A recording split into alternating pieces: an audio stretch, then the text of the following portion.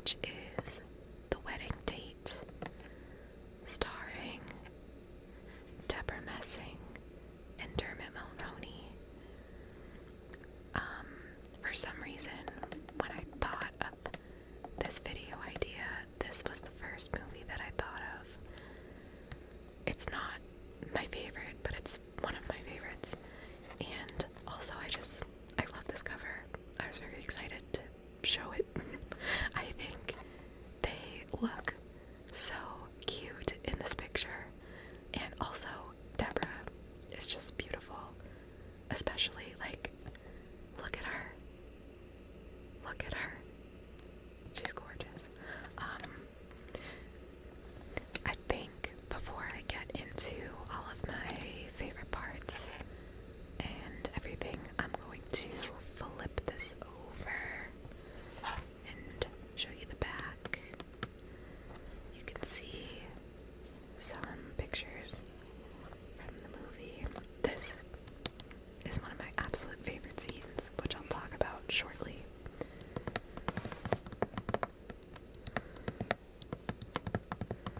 But I want to read you this little blurb back here. So if you haven't seen it, you'll have a little idea of what it's about. So it says, Deborah Messing shines in this hilarious romantic comedy about the surprising road to finding true love. Kat Ellis is determined to attend her younger sister's wedding with a date. Rather than face the ridicule of her family, and in order to show up her ex-fiancé, she resorts to the Yellow Pages to find a last-minute escort, Nick. His dashing good looks and quick-witted charm may win over her family, but will they win over Kat? Filled with unexpected twists and endless laughs, The Wedding Date is the one date that you'll want to keep.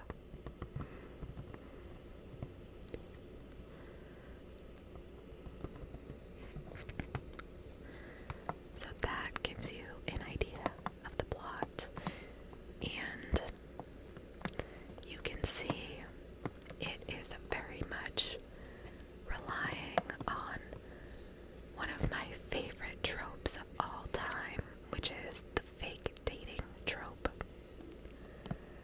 This movie is the perfect example of why I think fake dating is such a good trope. It just is so fun, and if you have characters and actors with the right chemistry, it just cannot be beat. And these two have incredible chemistry, in my opinion. And they pulled off the fake dating trope perfectly. One of my absolute favorite scenes is the one on the back here, where Nick was just picking Kat up or dropping her off. Something. It's been a few years since I've watched this, but they really wanted, well, Nick really wanted to put on a show in front of her friends to prove, to make it more convincing that they were a couple. So her friends are like behind her over here, and they can only see her face, they can't see him. And he leans in real close, and he makes it look like they're kissing, and like they might as well be, because they are very close. It is very charged, and it's just so fun. Like, the way that Deborah played it off too, like, it was just so funny, because she was just so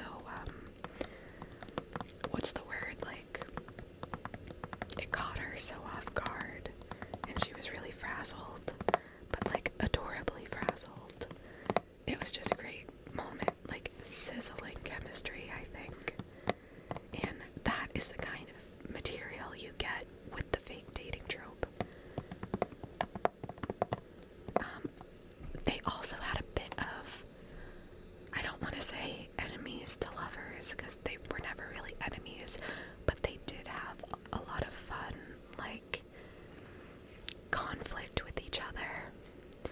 And one of the most memorable scenes is they're doing like a ballroom dancing class before the wedding, and they show up like in the middle of a fight with each other, and the song Sway by Michael Bublé is playing in the background, and it really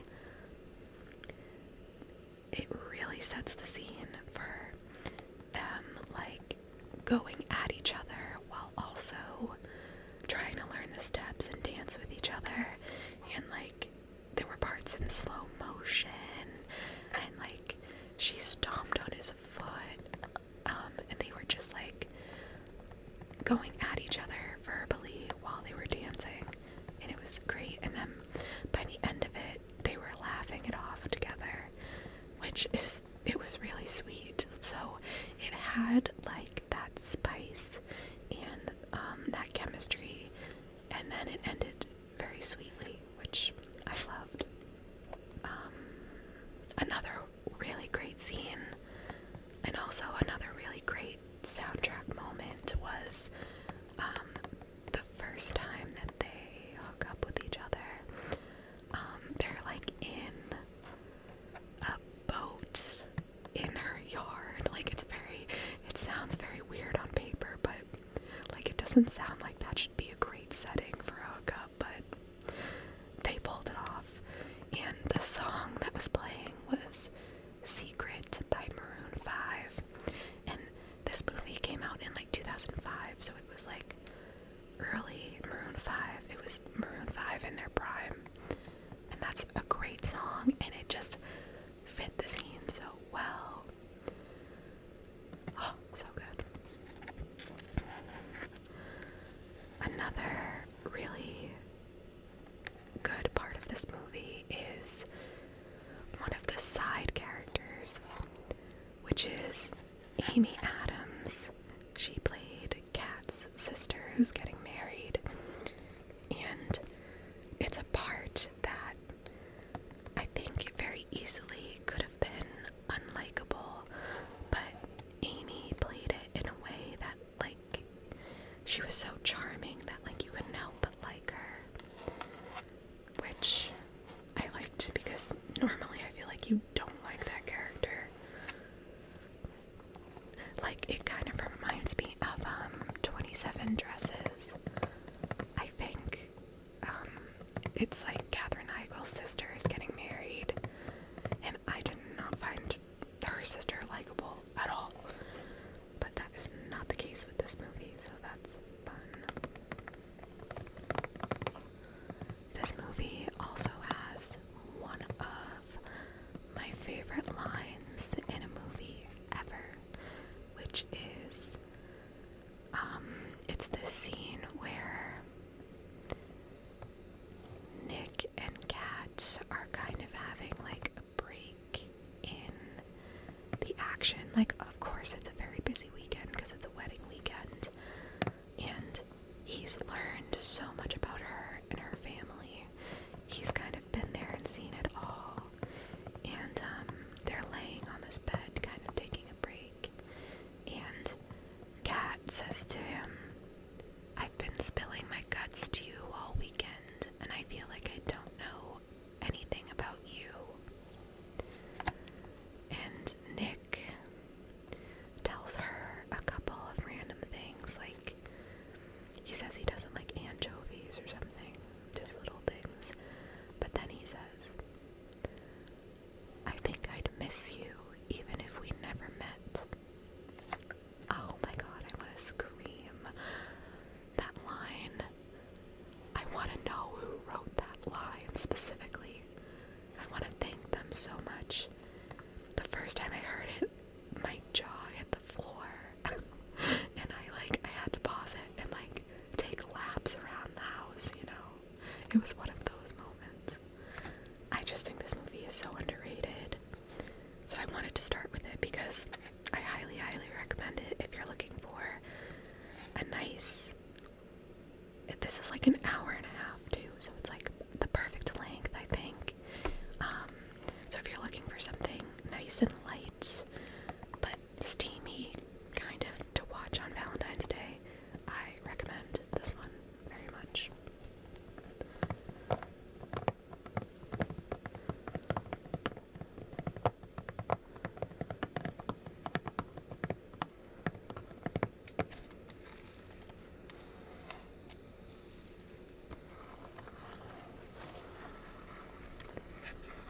Up next, we have what I consider to be the ultimate rom-com. I don't think you can beat this movie ever. This is When Harry Met Sally, starring Billy Crystal and Meg Ryan. And if you haven't seen this, like, I don't think there's anyone who hasn't seen this. But if you haven't, what are you doing? You gotta go. Where do I start with this movie? I took some notes of things I wanted to say about each movie, and this one, the notes I took for this one are such a mess because I just ended up like listing every single scene because I love it so much, and I've rewatched this so many times that it just like lives in my soul, you know? So this is gonna be a mess, but let's go. This is the ultimate friends to lovers movie. I've talked about it before, but I love the friends to lovers trope. So I know I was just talking about how the wedding date has the fake dating trope, which is like my favorite. Like, I think fake dating and friends to lovers are my two favorite tropes. I go back and forth all the time on which one I like better. And Lord, if you ever combine the two of them, I'm a goner. I'm a goner. Let me do what I did with the wedding date and read you the back of it first. I think even if you haven't seen the movie, you can probably recognize this scene. Really, really famous scene.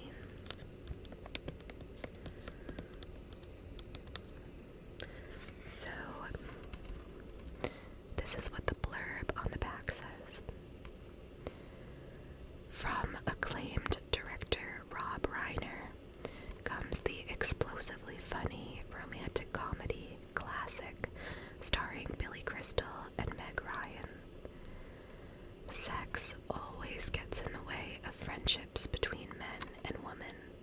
At least that's what Harry Burns believes. So, when Harry meets Sally Albright and a deep friendship blossoms between them, Harry's determined not to let his attraction destroy it. But when a night of weakness ends in panic, can the pair admit they just might be the perfect match for each other?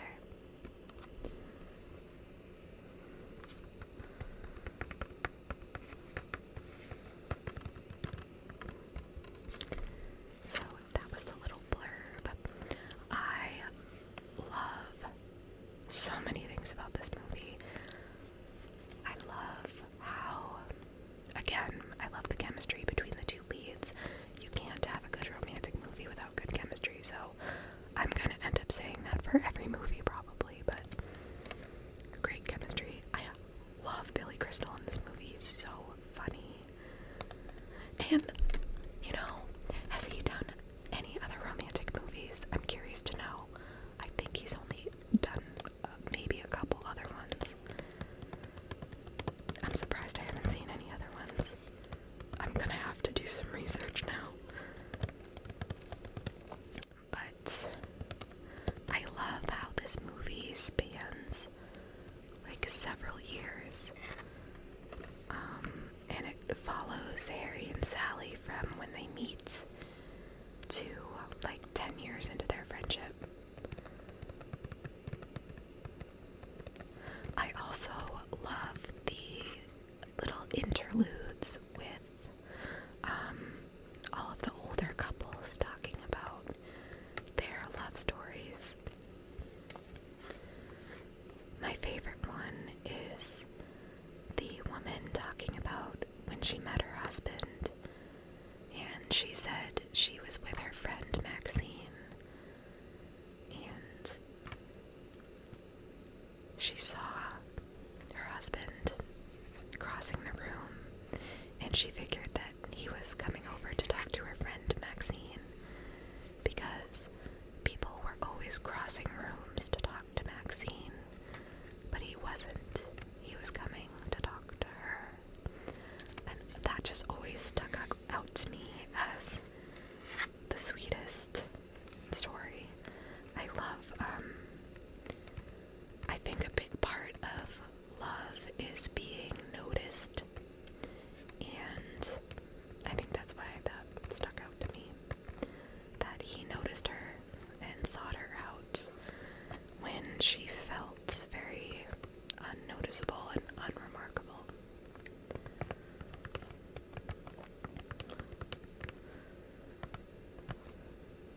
I also love, again, the side characters in this movie. Carrie Fisher as Sally's best friend owns it, and that whole part where Harry and Sally try to set each other up with their respective best friends, and that whole double date where their best friends end up hitting it off way more than they do with each other, and then it just kind of leaves Harry and Sally together. I just love that whole part. And of course they did a lot of iconic like split screen moments, and the one after Harry and Sally sleep together and they call their best friends in a panic, and the way that was set up with the 4 split screens of the 2 of them, you know, you get it, all 4 of them talking to each other, the timing of that and the way that scene came out was just very admirable. I really respect it.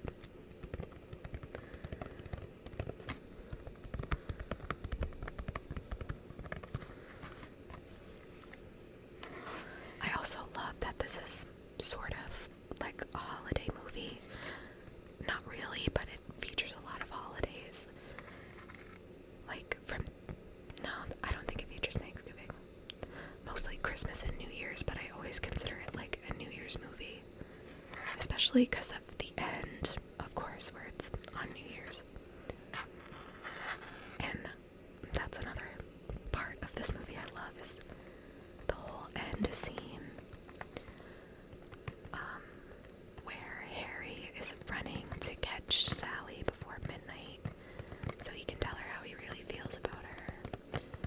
I don't think there's ever been a more iconic man running to woman at the end of a romantic movie scene, you know?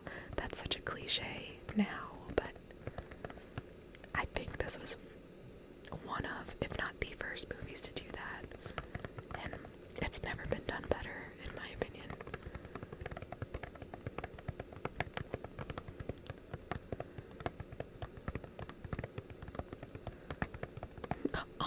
I'm looking at my notes, and all of my notes are just like random bits of things I loved.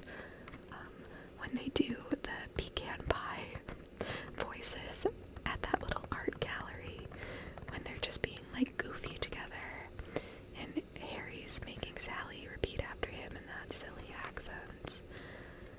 Can I partake in your pecan pie? Pecan pie, pecan pie. I also love their wardrobes, both of them, especially in that scene where they're like setting up Harry's apartment and they're both wearing like chunky sweaters. She's wearing like a red sweater and he's wearing a white cable knit. It just, that image is burned into my brain. I think they look so cute there together.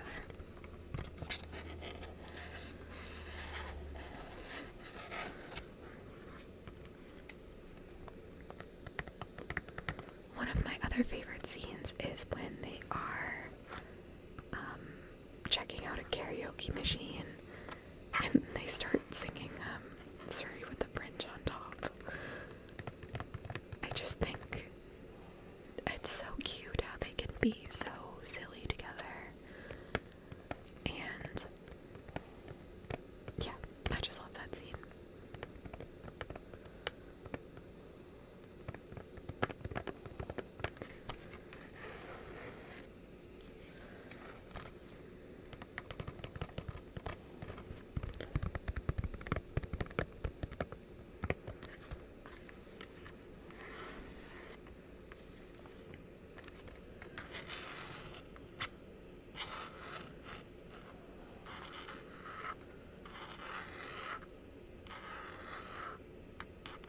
I also love that last line, basically, of Sally's. After Harry confesses that he loves her, oh my god, first of all, his whole speech to her about, I love how you get cold when it's 50 degrees out, or whatever he said. I don't know it word for word. I think it's when it's 70 degrees, but that whole speech, amazing. How she needs everything to order everything on the side when she orders food, stuff like that. But after that, when she says, I hate you, Harry, I really, really hate you, and you can tell she really means she loves him, and then they kiss, and that New Year's song is playing in the background, May Old Acquaintance Be Forgot, and she says, or he asks her what the song is about, and she says, anyways, it's about old friends. It's just iconic. If I said it once, I said it a million times. It's iconic.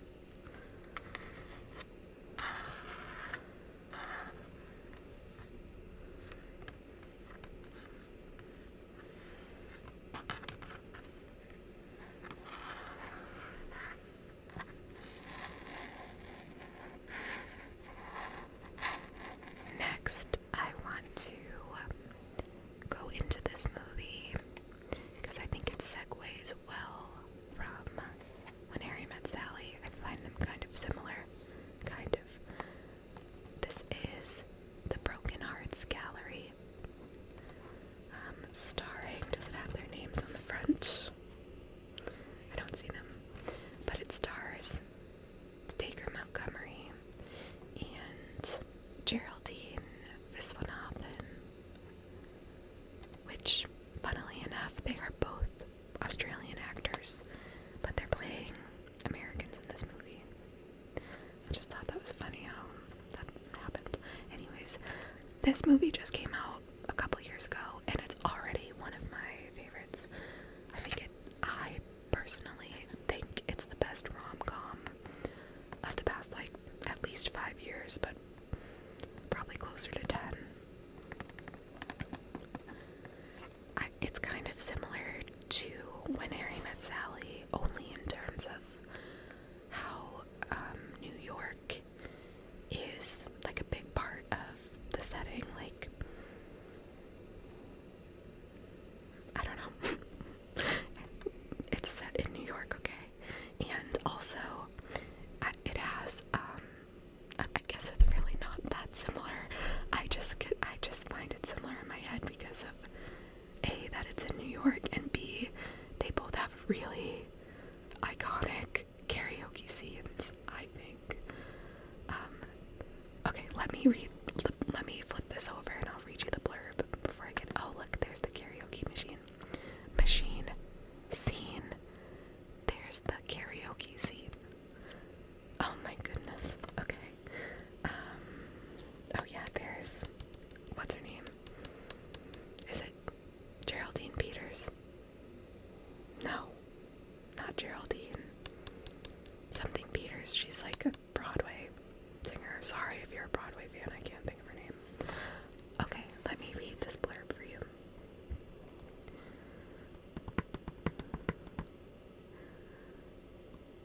What if you saved a souvenir from every relationship you've ever been in? Arts Gallery follows the always unique Lucy, a 20-something art gallery assistant living in New York City, who also happens to be an emotional hoarder. After she gets dumped by her latest boyfriend, Lucy is inspired to create the Broken Hearts Gallery, a pop-up space for the items love has left behind. Word of the gallery spreads, encouraging a movement and a fresh start for all the romantics out there, including Lucy herself. Kind of shady that they don't include Dacre's character in that description, but I'll explain it to you, I guess. But basically, Lucy and Nick meet by chance one night. It's actually really funny. She just got broken up with, and she is really emotional and also slightly drunk, I think. And she gets into Nick's car because she thinks that he's her Uber driver, and he is not. But he sees that she's not having the greatest night, so he drives her home anyways.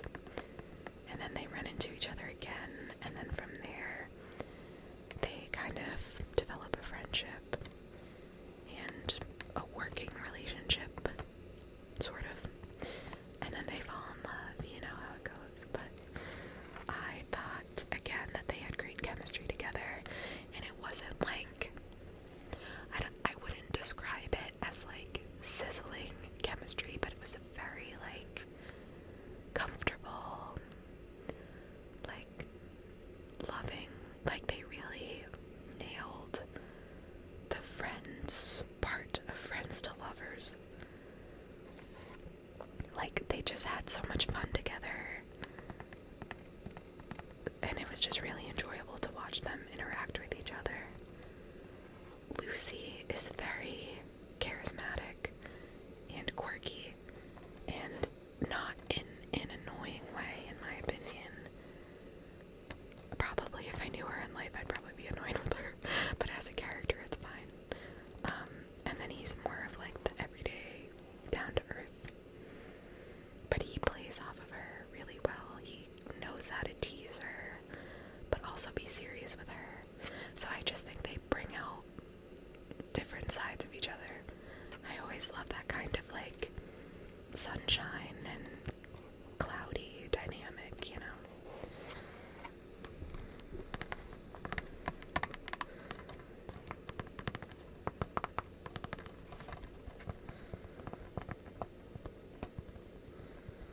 I also love this picture so much. This is one of my favorite scenes in the movie where Lucy is talking about how, you know, people, basically one man's trash is another man's treasure, basically. And they find this couch that she thinks is perfect for his space. So they carry it down the streets, and then they just plop it in front of the water, and they get some ice cream. It's just so cute, and I love this picture. I love how her legs are just comfortably over his, and I so badly want to find the full-size movie poster of this because I just want this hanging in my home space somewhere. I have several movie posters, but I would gladly trade one out for this one. I find it that cute.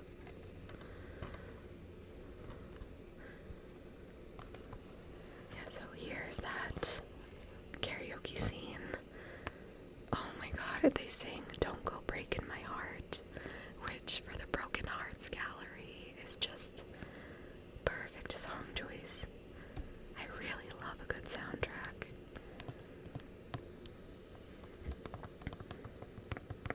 I also really loved Lucy's wardrobe in this movie.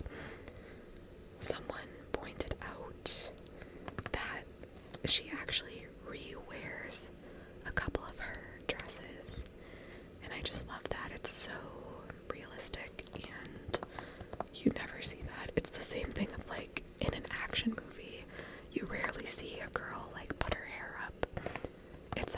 thing, so when you do see it on the big screen, it just feels nice.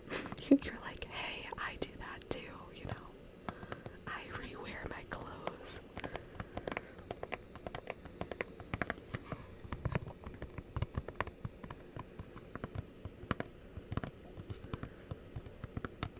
And I just think, well, modern rom-coms, I feel, are getting their groove back. Like, there's been quite a bit of good ones lately, but there was a period of time there where it was rough. It was rough. But this movie is not rough. It is great. If you couldn't already tell, I think it's great. I just feel like a lot of rom-coms these days are kind of lifeless, and I didn't feel that way with this one. You could tell, like, not only were the actors and all the supporting actors, I didn't mention them yet, but the supporting actresses were so funny. The two girls who played Lucy's friends, hilarious, which is rare. Like, it's not rare to have likable side characters, but it is rare that they are this funny. Like, sometimes they're funnier than the main character. But yeah, so you can tell that the main actors, the side actors,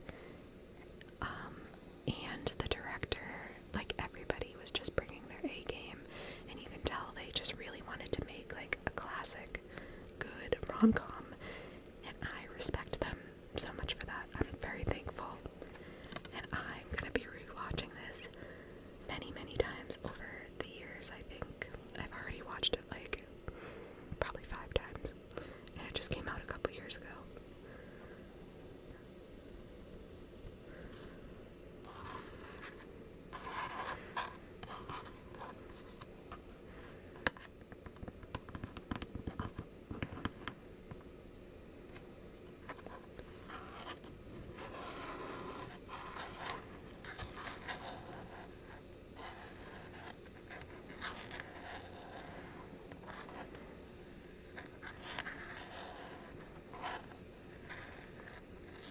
Up next we have Jane Eyre, starring Mia Wasikowska and Michael Fassbender. I feel like you either love this movie or you hate it, and I am very firmly in the love it camp. This came out in 2011, which also happened to be the first time I was reading the book. I was reading it for school, so I think that timing definitely helped, because of course I wanted to watch the movie. Like, I feel like watching the movie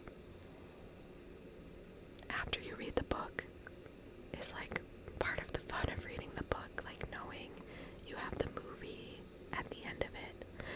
I'm talking about, like, in general, when there's like a movie adaptation of a book. Like, it's just fun to watch the movie at the end as a treat. So of course I was gonna watch this one because it just came out, and this was like Michael Fassbender's, like, this was when he really started becoming very popular, because it was around the time X-Men came out, so I was very interested in seeing him in a romantic movie. I'll just say that. But I loved the book. Like, by this point of my school career, I was not into a lot of the books we were reading. But once I realized there was, like, a romance in Jane Eyre, I was like, oh my god, yeah, I love this. And I love Jane and Rochester. Yeah, I mean, they're a little toxic, but who isn't? Well, I don't know if they're toxic, but he's a little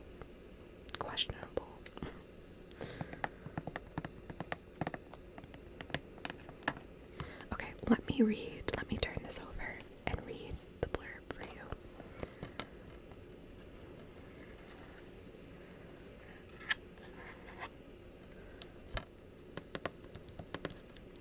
So it says, Mia Wasikowska, Michael Fassbender, and Academy Award winner Judi Dench star in acclaimed director Cary Fukunaga's daring new adaptation of the timeless romance. When orphaned governess Jane Eyre arrives at imposing Thornfield Hall, she's intrigued by her brooding, wealthy employer, Rochester. His dark moods and the strange occurrences in the house lead her to discover a terrible secret that he had hoped to hide from her forever. Critics proclaim this captivating, sensual film is beautiful, a splendid example of how to turn a beloved work of classic literature into a movie.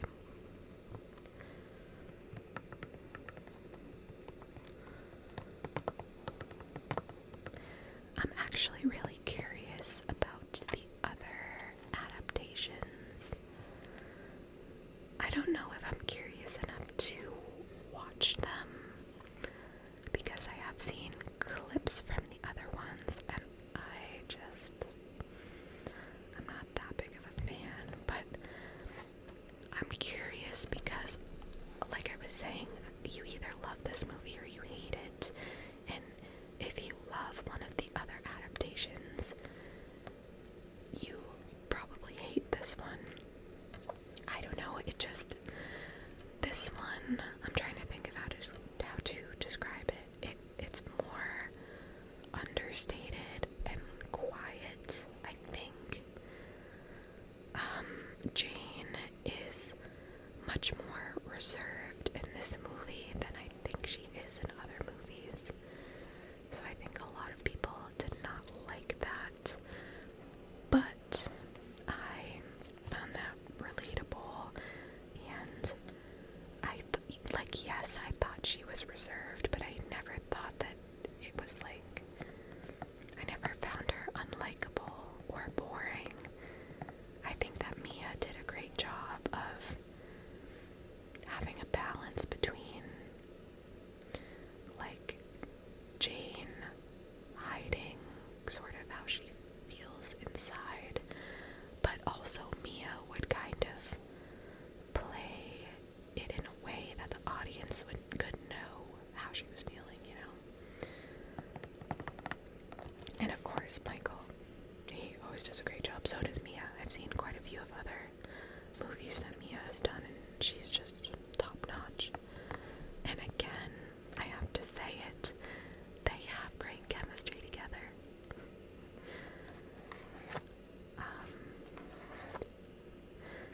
There were so many good scenes building up to them getting together, and I think those are all my favorite parts of the movie. I love build up in general. I'm very much a fan of a slow burn. I think the build up to getting together is half of the fun most of the time, and most of my favorite scenes were in that slow burn stage. So the first one that comes to mind is when there's a fire at Thornfield Hall, and Jane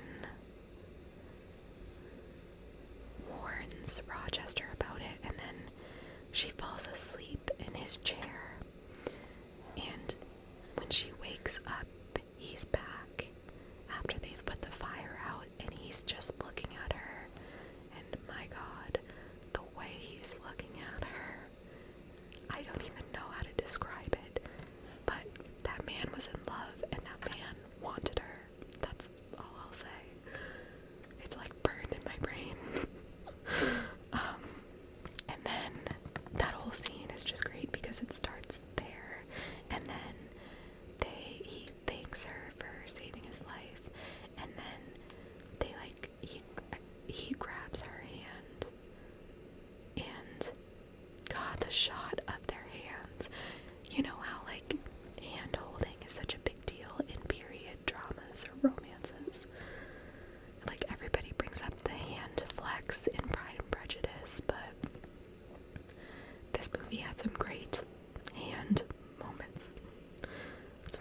weird thing to say, but anyway, he also, oh yeah, that's what it is. The reason that he's looking at her like that is because before he left to go take care of the fire, he had put his jacket around her, and then when she fell asleep, she was like wrapped up in his jacket. So I think when he was looking at her, he was like imagining himself being wrapped around her,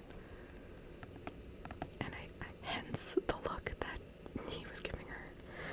So yeah, so she gives his jacket back, and she leaves, and the way he watches her walk away, again, it's burned in my memory. It's such a good scene. And then another, speaking of hand moments, one of my absolute favorite shots in a movie ever, any kind of movie, is in Jane Eyre. It's when Jane and Rochester are outside, and he had put like a flower in her hair. It was a very like sweet and sort of charged moment, and when she goes to walk away, he is watching her walk away, and he just leans forward onto like the wall that they were standing next to, and he just like braces himself against the wall with his hand. It's like just that little moment with her like nearly knocked him off his feet, you know? Oh, it's just so good. I love the yearning, you know? It's about the yearning.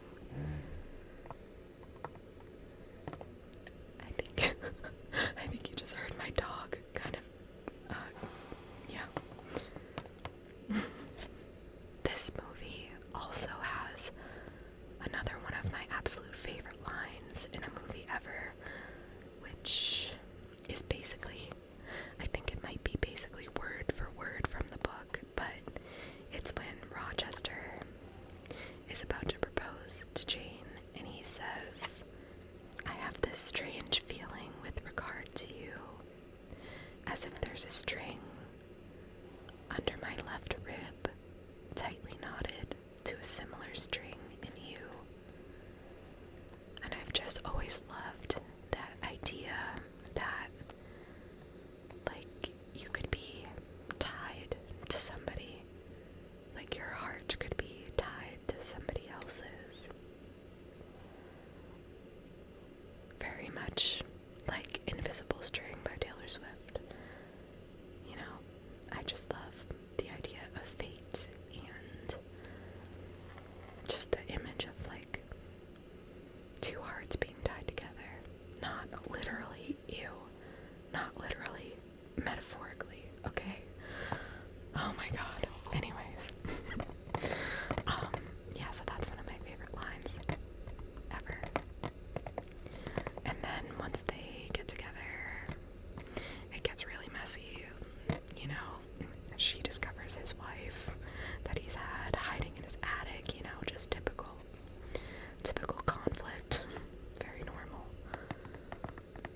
But they pull it together in the end. And good for them. I'm glad they did.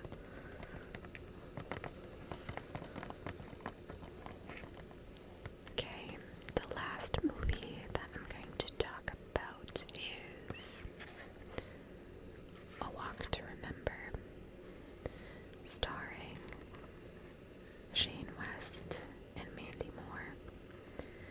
I probably shouldn't have ended on this one because it's very sad, but I'm not going to get into all the sad stuff. Don't worry. So, isn't this cover just so cute? Oh, I love them.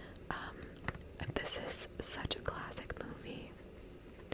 I feel like this might be one of the movies I've rewatched the most ever. For some reason, even though it's so sad. I don't know why I do that to myself. But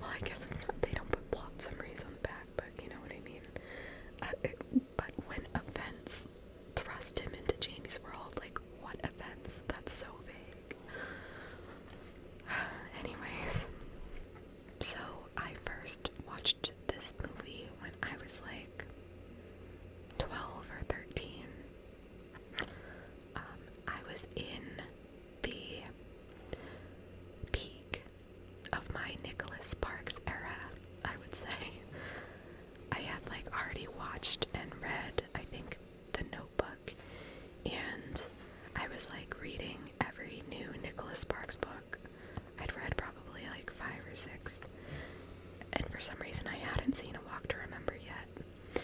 And then one night in the summer, it was like 2 in the morning, and I was flipping through the TV channels, and A Walk to Remember was playing, and I was like, oh, I've been meaning to watch this, I'll stop and watch it. And it was the scene in the cafeteria where all those people had, like, printed out these pictures of Jamie that were, like, doctored to look like she was nude. Like, and they were just basically bullying her. And, they're all laughing at her in the cafeteria. And she turns around to run away, and Landon is right there. And he catches her into a hug and just holds her there and calms her down. And I'm telling you, I still remember the butterflies in my stomach when I first saw that scene. It rocked like my little 12-year-old world. I've always loved, like, how do I say this? I'm thinking of it in, like, fan fiction terms, which is hurt / comfort. I don't know if you would apply that, like, trope to movies as well, but I always love scenes where someone is comforting someone else. So, that scene where Landon calms Jamie down and then defends her, oh my god, it was just so good, and I still love it so much to this day.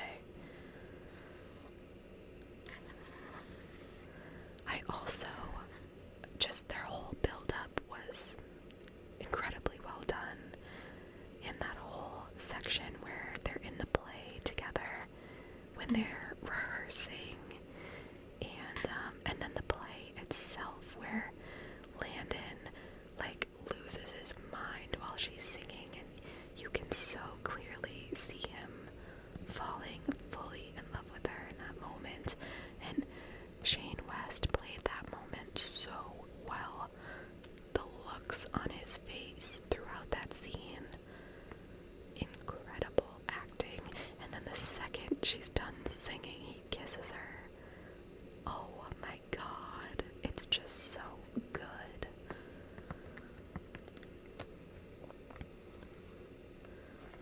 I also, is it on this DVD? There's a commentary for this movie. Yeah, it is. With Shane West and Mandy Moore and the director, Adam Shankman. And before I even had this on DVD, I had listened to the commentary on, like, YouTube or something, and it's one of the best movie commentaries ever, I think. In general, I find movie commentaries really underrated. Like, I feel like they should be a requirement for every movie. I'm always so sad when there's no commentary for a movie that I love, because I want to hear, like, every little thought that went into it, and I want to hear all of the actors' experiences and everything. I just want to know. So this commentary is so good. Shane and Mandy have, like, great chemistry together in real life, and they were just so fun with each other. And then the director, Adam Shankman, is hilarious. So I love the commentary. If you love this movie and you haven't listened to the commentary yet, go for it.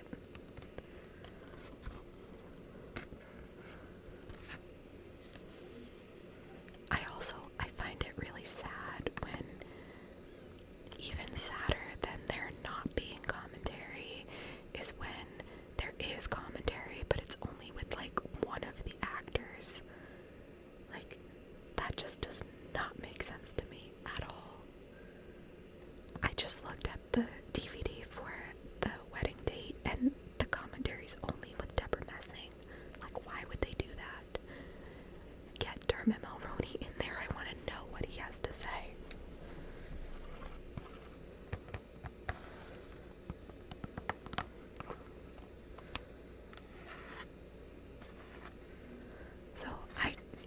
eventually this movie gets really sad, but it's also really beautiful, and I just love their story.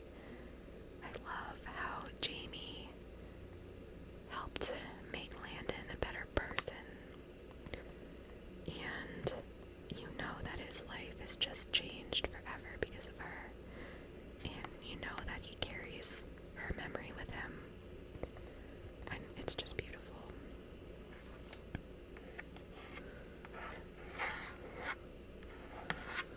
Also, another fantastic soundtrack.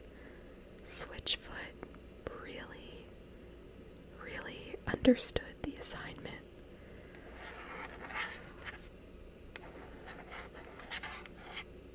And that song, Mother, We Just Can't Get Enough by New Radicals, one of my favorite songs of all time. And it is so good in this movie. I think, I can't remember exactly, but I'm pretty sure they use that in the montage when they're when they're rehearsing the play. I almost said training as if they're like training for a sport. No, they're rehearsing a play. But yeah, I think that's the song they use in that montage. I love a good montage in a movie anyways, especially like a romantic movie or a rom-com. Like, I know that they're very cheesy, but they're fun. What can